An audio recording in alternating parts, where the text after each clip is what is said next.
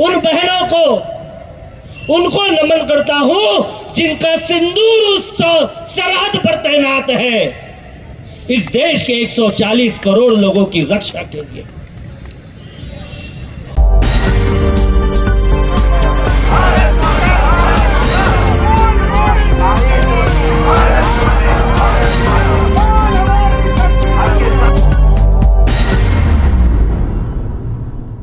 उस सिंदूर की लाज रखना हम सब की जिम्मेदारी है, जो 140 करोड़ देशवासियों की रक्षा के लिए किस प्रकार से सरहदों पर तैनात हैं।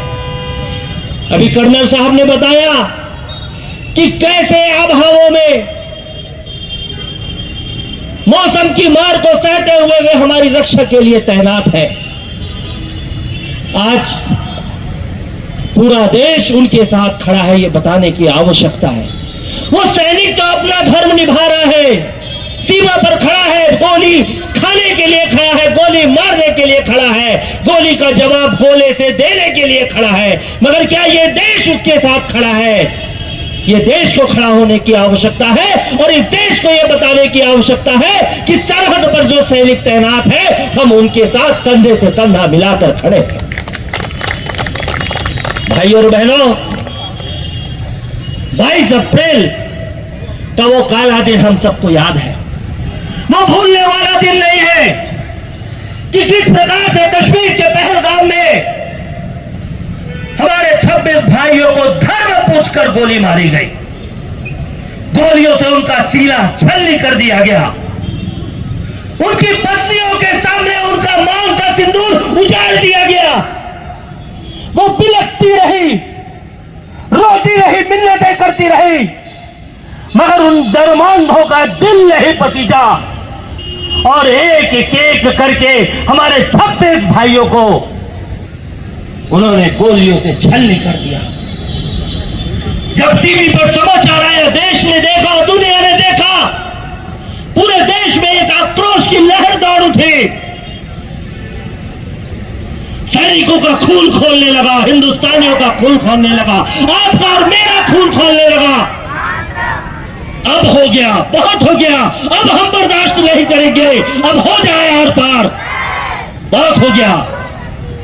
सेना को आदेश मिला, सरकार ने निर्णय लिया और 22 अप्रैल का बदला 22 मिनट में सेना ने ले लिया।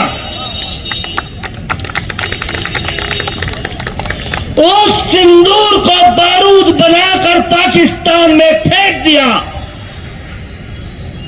वो कयामत की रात मात्र 22 मिनट में सैकड़ों आतंकवादियों को मार डाला, सैकड़ों पाकिस्तान के सैनिकों को मार डाला, उनके एयर डिफेंस सिस्टम को तबाह कर दिया, उनके एयर बेस को तबाह कर दिया और पाकिस्तान के पास ऐसी स्थिति हो गई कि उसे समझ में नहीं आ रहा था मैं क्या करूं। पाकिस्तान का मिलिट्री चीफ अपने प्रधानमंत्री से बात करता है, प्रधानमंत्री राष्ट्रपति से बात करता है और प्रधानमंत्री राष्ट्रपति अमेरिका से गुहार लगाते हैं, चाइना से गुहार लगाते हैं कि माई बाप बचा लो। 22 मिनट में हिंदुस्तान ने यह कर दिया। अगर सेना बॉर्डर पार कर जाएगी तो पता नहीं क्या हो जाएगा, उन्हें रोको। ऐसा अदम्य साहस दिखाने वाली भारतीय सेना को सैल्यूट है। 22 मिनट में पाकिस्तान घुटनों पर आ गया। बड़े बड़े बयान देने वाले उनके बयानवीर कि पानी रोका तो उनका खून बहेगा, दरिया का पानी नहीं रोकने देंगे। अरे हमने तो दरिया का पानी भी रोक दिया और तुम्हारा खून भी बहा दिया। क्या कर लिया तुमने? कर्नल साहब ने बताया ऑपरेशन सिंदूर जारी है, ये तो पहला चरण है, स्टेप 1। जब वो गिड़गिड़ाया भारत को दया आ गई, हमने रोक दिया, ठीक है सुधर जा पाकिस्तान। पृथ्वीराज चौहान ने भी 17 बार गोरी को माफ किया था, ठीक है 18वीं बार हमारी गलती रही, उसको माफ नहीं करना था। भारत ने अभी थोड़ा सा पाकिस्तान को माफ किया है और मौका दिया है कि सुधर जा पाकिस्तान, बंद कर दे आतंकवाद, छोड़ दे कश्मीर में अपना दावा, बंद करिए आतंकवाद की दुकान, हम बख्श देंगे। सीमा पर सैनिक तैनात हैं, दिन और रात हमारी हिफाजत के लिए वो बैठे हैं। आज उन सैनिकों का मनोबल बढ़ाने की आवश्यकता है, उन सैनिकों के साथ कंधे से कंधा मिलाकर खड़े होने की आवश्यकता है। हम बॉर्डर पर तो नहीं जा सकते, बॉर्डर पे हमारे शूरवीर सैनिक तैनात है और वो पर्याप्त है पाकिस्तान को धूल चटाने के लिए। हमारे ये भाई यहां बैठे हैं जो बहुत बड़ा समय फौज में देकर आज फौज से वापस रिटायर होकर आए हैं। देश की आंतरिक सुरक्षा को संभालने के लिए ऐसे लोग, ऐसे जाबाज हमारे बीच में हैं। आज हमारी भी जिम्मेदारी बनती है, हम सबकी जिम्मेदारी है कि अगर सेना के वो जवान सरहद पे तैनात है तो सरहद के अंदर की सुरक्षा की जिम्मेदारी हमारी है। यहां भी ऐसे बहुत सारे लोग तैनात हैं जो खाते यहां का है, गाते पाकिस्तान का है। ऐसे लोगों को चिन्हांकित करने की आवश्यकता है। पाकिस्तान बांग्लादेश से घुसपैठी आकर हमारा खून चूस रहे हैं, ऐसे उस घुसपैठियों को चुन चुन कर पकड़ कर यहां से बाहर करने की जरूरत है। आज इस कार्यक्रम के माध्यम से हम प्रदेश के मुख्यमंत्री, भारत के राष्ट्रपति और भारत के प्रधानमंत्री जी से मांग करते हैं कि हमारा खून चूसने वाले ऐसे घुसपैठियों को चुन चुन कर देश से बाहर किया जाए। आतंकवादियों को समर्थन करने वाले लोगों को चिन्हांकित किया जाए। इसी रायपुर की एक महिला ने आतंकवाद का समर्थन किया, आज वो सलाखों के पीछे। सिंदूर का कलर लाल है, सिंदूर का कलर लाल है, देखो देखो आतंकी बेहाल है, देखो देखो आतंकी बेहाल है, सिंदूर का कलर लाल है।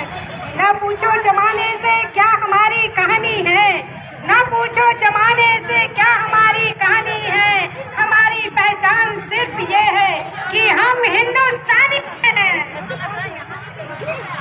दूर है, शान है, भारत का अभिमान है।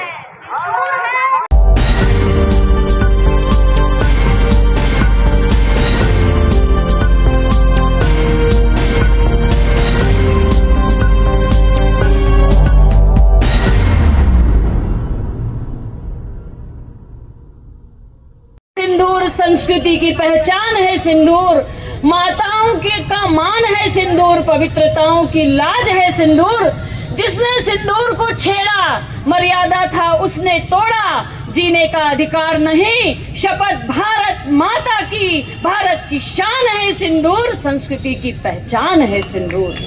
व्यथित प्रमुख ने, व्यथित मोदी ने ललकारा, घर में घुस शत्रु को मारा, गीदड़ भभकी एक न चली, भारत हर मोर्चे पर मारा, आतंकियों के पालनहारों सुन लो कान खोलकर, भारत माता के वीर सैनिक तैयार है धूल चटाने को, भारत की शान है सिंदूर, संस्कृति की पहचान है सिंदूर।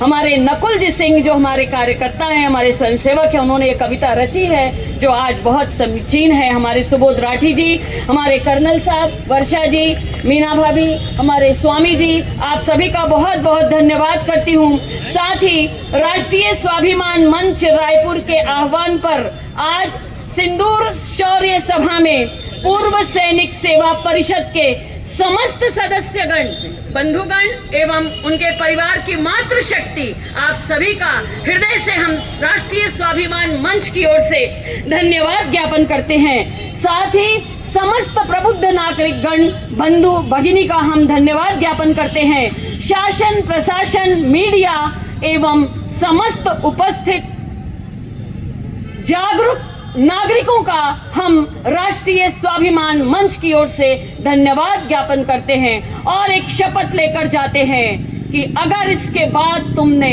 देश के किसी एक भी मातृशक्ति के सिंदूर को नष्ट करने की कोशिश की तो घर में घुसकर धूल चटा देंगे। भारत माता की।